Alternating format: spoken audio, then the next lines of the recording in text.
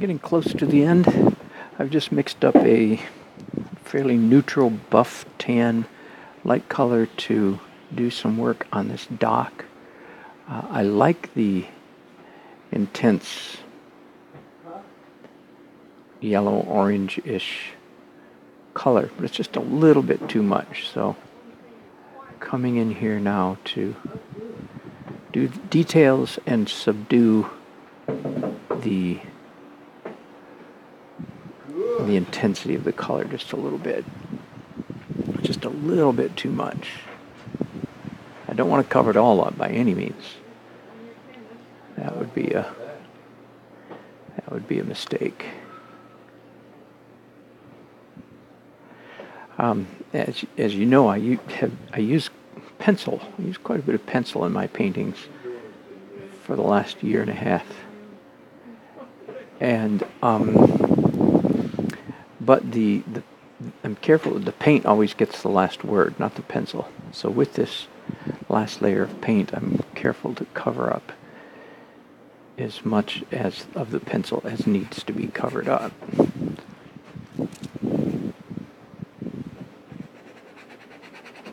I in fact do want it to be a painting, not a drawing, not a drawing with color on it.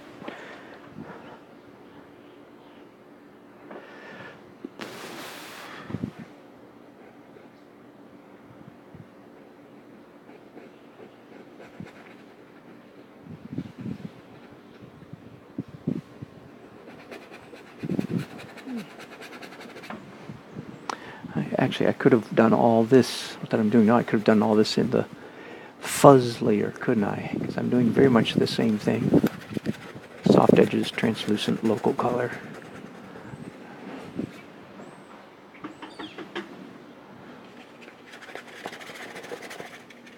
Let's go to a larger brush here for a bit. Down here.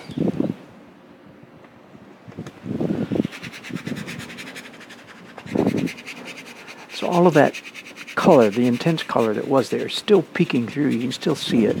It's just pushed back a little bit, which I think is a nice effect.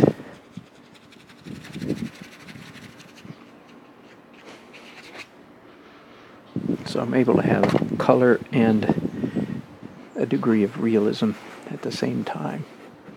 Okay, so I've just got a few more things to do. I'm beginning to see the light at the end of the tunnel.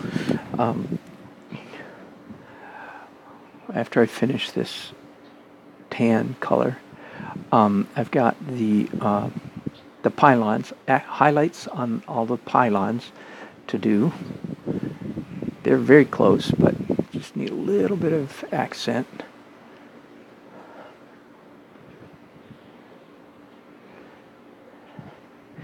And then I've got shadows to do here on the dock.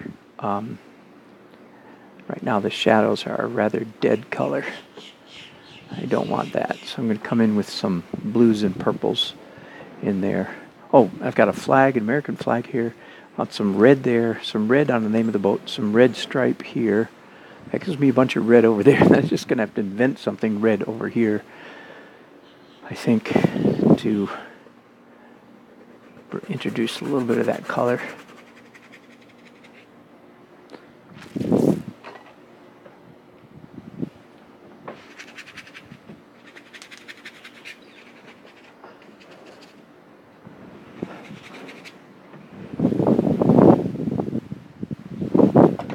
Since I've got this mixed up, let me do a little bit of this up here in this,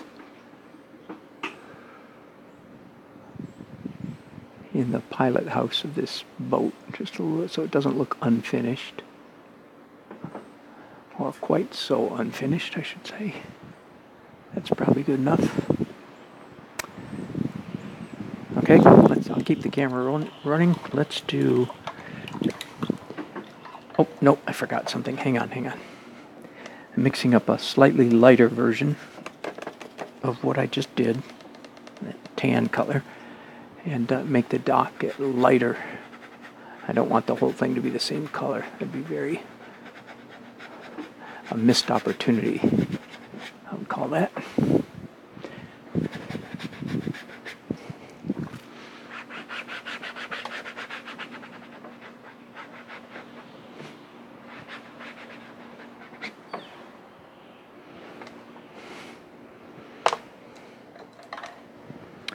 one thing leads to another, you know? So now that I've done that, I realize I should mix up, again, some even lighter color to come in here with the light hitting the dock over here on the far side of that boat. In other words, you don't want the same color when an object is up close and part of it's far away. There better be some graduations going on there, some fading from one color to the next. There's a little bit of something here happening here that I don't care much for, and that is the lines in the dock, the pencil lines that I did earlier, are just showing up too much. So I'm going to try to mix up, see if we can get a perfect match for this color, at least nearly perfect. Nope, too light. So if I can come in here and do some surgical, plus everything over here is kind of scumbled. You know that term, right? And scumbling is not a pleasant way to finish a painting. If you got scumbling, you better have some real painting, some brush strokes on top of the scumbling, or it's just a little bit irritating.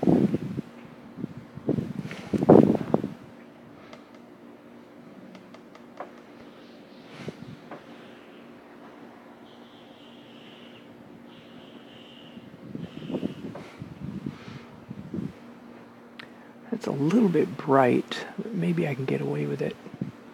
Maybe.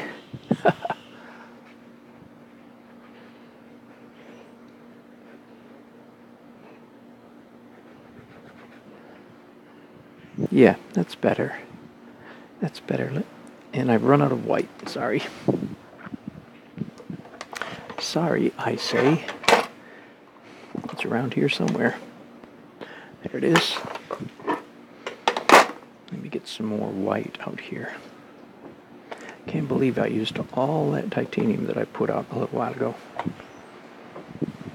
I had 8 little piles of it, and it's all been used up. That's traditional oil painting for you. You use way more white than anything else in traditional oil painting. Now I've got a color that's too bright, don't I? This would be a good opportunity for me to introduce some different colors into these boards, though.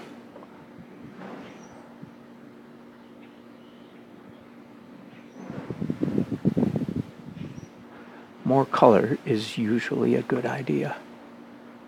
I'm painting 15 feet from my buddy Mike. That's why I'm talking so softly, by the way. He's got earphones in, but still, I don't want to be driving him nuts by mumbling at him all the time while he's painting. Anyway, Mike over there painting his... There's Mike. Good painter, good friend. And he's a crazy, intense, very colorful color painter, colorist. And we painted together every year for the last 4 years. But one of those years we actually painted twice. So we when I say paint together, I mean like for a week. We've gotten together and painted together 5 times in the last 4 years. And Mike's good for me, and I always try to be influenced by him. Okay, now I'm going to put that brush aside just in case I'm going to use it again. Let's get on to something else. Let's do the shadows. This is always kind of fun. I enjoy introducing color into shadows. In most of my painting, the color in the shadows comes from the underpainting. Did you follow that? In most of my paintings, the color in the shadows is derived from the underpainting itself. But in this painting, that is not the case. So a little bit, but the colors there are quite muted. Doesn't make me happy. So I'm going to introduce color into the shadows, which is always kind of a fun, not terribly difficult, I don't think, and always kind of fun.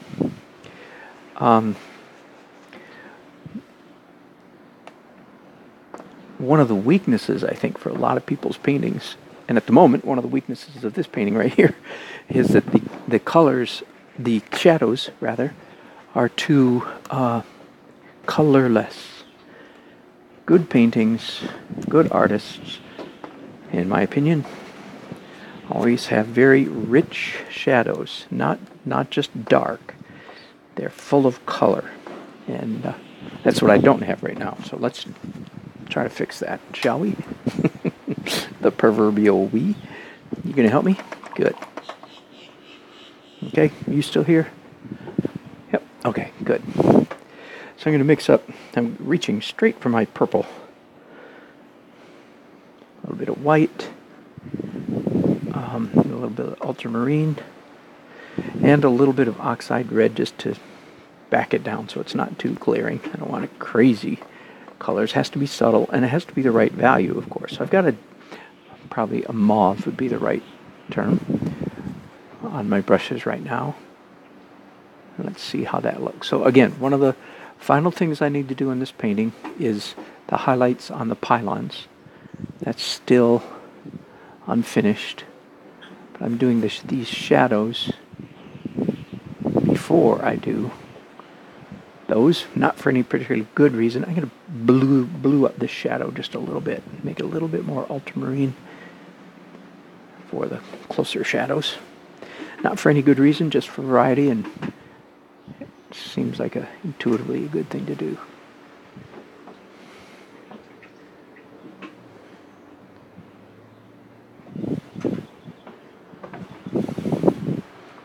Yeah.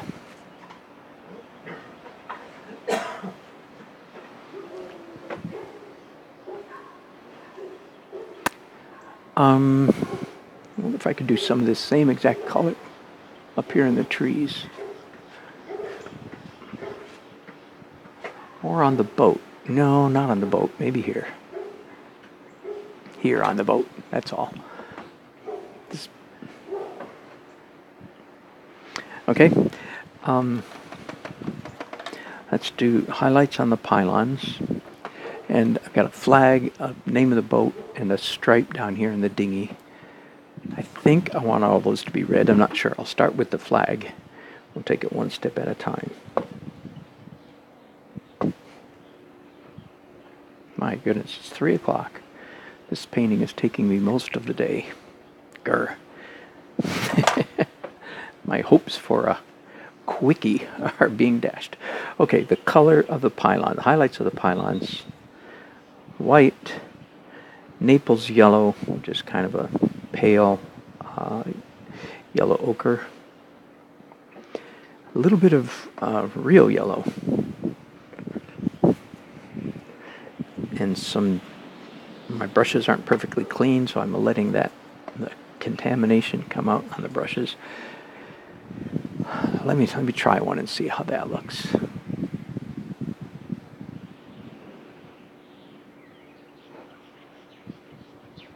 Yeah, sun hitting the top in particular, and of course the left edge. Let me see how that looks.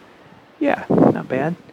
I thought it might be a little bit too daring when I saw it on the palette, but when I get it on the painting, no, it's not too much, I don't think.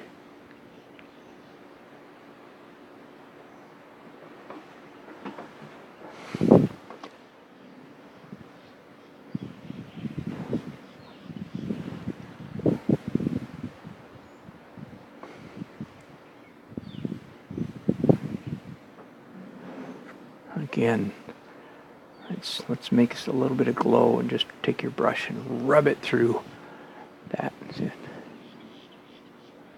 Especially up here where it's got that nice deep. Oh, I know another detail I need to do. I need to come back and do all of the ropes, lines, cables, there. Do you see that? And that's kind of daring, but after you do it and stand back and look at it, you go, it's not too bad. Seems kind of crazy to do it, and it looks okay. I don't want to do them all the same direction. That one's a little too much. Easy to fix with a swoop of my finger. I'm not in your way, am I? No, I don't think so.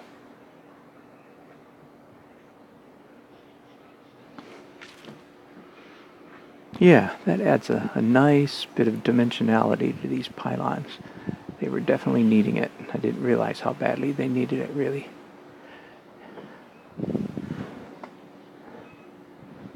They look like North Carolina pylons. I don't know if pylons all over the world are green like ours are. I think they are. Greenish brown, but definitely a greenish color.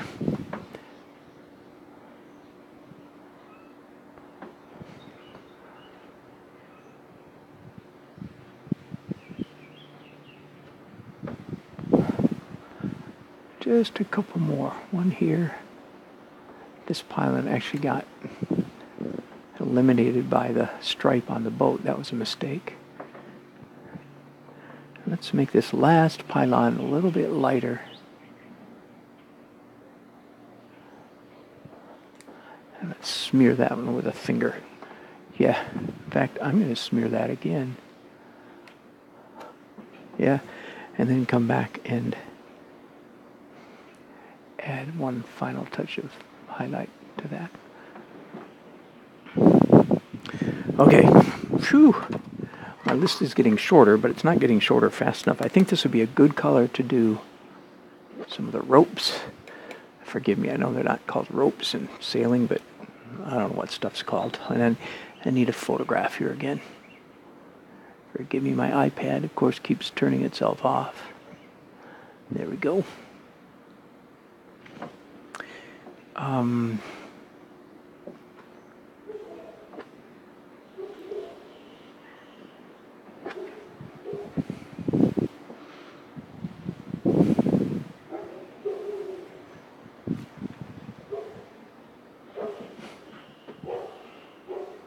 Okay. Yeah, I'm fairly happy with that. Now, I'm going to stop here because I'm going to come back and do my flag, the name of the boat, and the stripe here. And I just need to put something red over here just to balance. Oh, wait. No, I'll get it later. A little bit of reflection underneath the dock. A little bit of water reflection underneath there will be a nice touch. Okay, thanks for watching. I think I'm liking this okay. I'll tell you tomorrow if I really like it. But I'll be back in just a few minutes with the next broadcast. Thanks for watching.